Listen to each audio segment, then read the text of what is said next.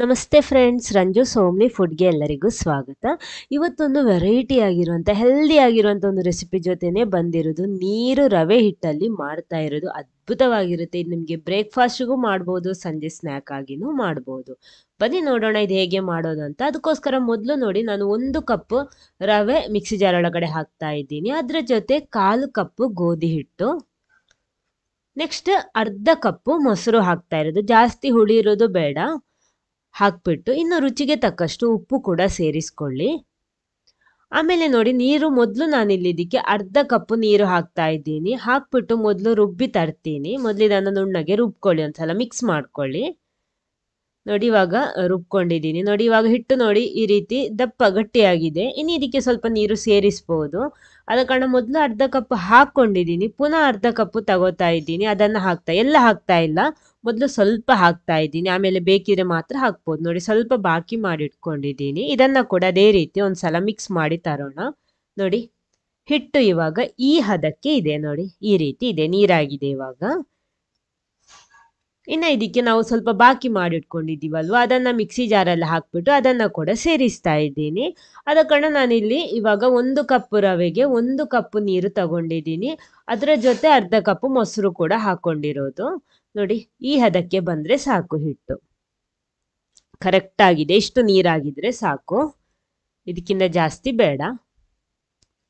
ಆಮೇಲೆ ಇದಕ್ಕೆ ಸ್ವಲ್ಪ ಇಂಗ್ರೀಡಿಯೆಂಟ್ಸ್ ಇನ್ನೂ ಸೇರಿಸೋದಿಕ್ಕಿದೆ. ಅದಕ್ಕೋಸ್ಕರ ಸ್ವಲ್ಪ ಒಂದು ಅರ್ಧ ಟೀ ಸ್ಪೂನ್ ಜೀರಿಗೆ, ಆಮೇಲೆ ಅರ್ಧ ಟೀ ಸ್ಪೂನ್ನಷ್ಟು ಮೆಣಸಿನ ಹುಡಿ ಕ್ರಷ್ ಮಾಡಿ ಹಾಕ್ಬೋದು. ಸ್ವಲ್ಪ ಕೊತ್ತಂಬರಿ ಸೊಪ್ಪನ್ನು ಹಾಕ್ತಾ ಇದ್ದೀನಿ.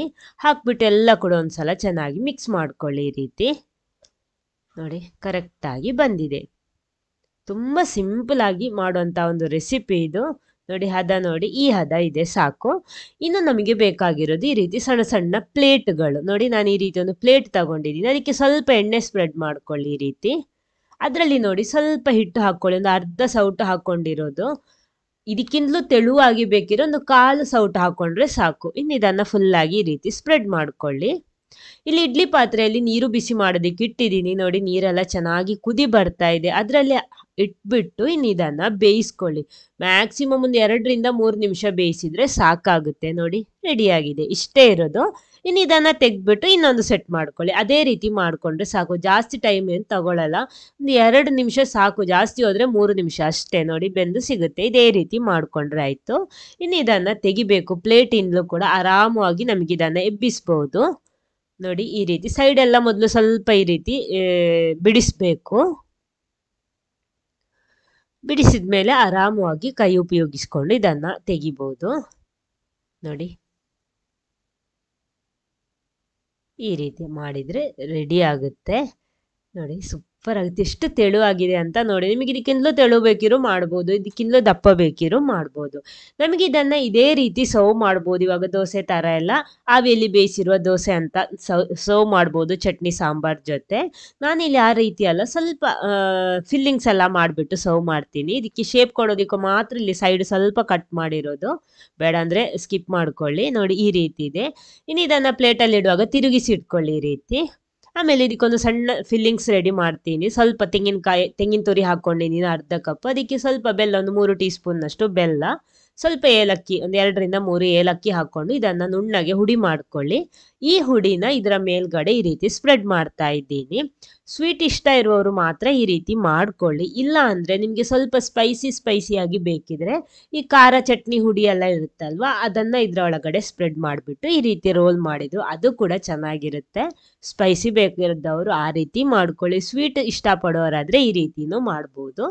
ನೋಡಿ ಈ ರೀತಿ ರೋಲ್ ಮಾಡಿಕೊಂಡ್ರೆ ನಮ್ಮ ರೆಸಿಪಿ ಅಂತೂ ರೆಡಿಯಾಗಿದೆ. ಎಷ್ಟು ಚೆನ್ನಾಗಿ ಬಂದಿದೆ ನೋಡಿ. ಇಷ್ಟೊಂದು ಹೆಲ್ದಿಯಾಗಿರುವಂಥ ಒಂದು ಬ್ರೇಕ್ಫಾಸ್ಟ್ ರೆಸಿಪಿ ಖಂಡಿತ ಮಿಸ್ ಮಾಡಬೇಡಿ. ನೀವು ಕೂಡ ಟ್ರೈ ಮಾಡಿ, ಟೇಸ್ಟ್ ಮಾಡಿ. ಸ್ನ್ಯಾಕ್ ಮಾಡ್ಬೋದು, ಮಕ್ಕಳ ಟಿಫಿನ್ ಬಾಕ್ಸಿಗೂ ಕೊಡ್ಬೋದು, ಹೇಗೂ ಬೇಕಿದ್ರು ಇದನ್ನು ಸರ್ವ್ ಮಾಡ್ಬೋದು. ಅದ್ಭುತವಾಗಿರುತ್ತೆ, ಖಂಡಿತ ಮಿಸ್ ಮಾಡಬೇಡಿ. ಈ ವಿಡಿಯೋ ನಿಮ್ಗೆ ಇಷ್ಟ ಆದರೆ ಒಂದು ಲೈಕ್ ಕೊಟ್ಬಿಟ್ಟು ಎಲ್ಲರ ಜೊತೆ ಶೇರ್ ಮಾಡೋದಕ್ಕೆ ಮರಿಬೇಡಿ. ಆಮೇಲೆ ನೀವು ಫಸ್ಟ್ ಟೈಮ್ ಈ ಚಾನಲ್ ನೋಡೋರಾಗಿದ್ರೆ ದಯವಿಟ್ಟು ಚಾನಲ್ ಸಬ್ಸ್ಕ್ರೈಬ್ ಮಾಡಿ ಸಪೋರ್ಟ್ ಮಾಡಿ. ಅದರ ಪಕ್ಕದಲ್ಲಿರುವ ಬೆಲ್ ಐಕನ್ನು ಪ್ರೆಸ್ ಮಾಡಿ, ಅದರಲ್ಲಿ ಬರುವ ಆಲ್ ಆಪ್ಷನಿಗೂ ಕ್ಲಿಕ್ ಮಾಡಿದರೆ ಮಾತ್ರ ನಾನು ಹಾಕುವ ಹೊಸ ವಿಡಿಯೋಸ್ಗಳ ನೋಟಿಫಿಕೇಶನ್ ನಿಮಗೆ ಸಿಗುತ್ತೆ. ಸ್ವಲ್ಪ ಜೇನು ಹಾಕ್ಬಿಟ್ಟು ಸರ್ವ್ ಮಾಡ್ತಾ ಇದ್ದೀನಿ. ಇನ್ನೊಂದು ಹೊಸ ಹೆಲ್ದಿ ವೆರೈಟಿ ರೆಸಿಪಿ ಜೊತೆ ಬರ್ತೀನಿ. Okay, thank you.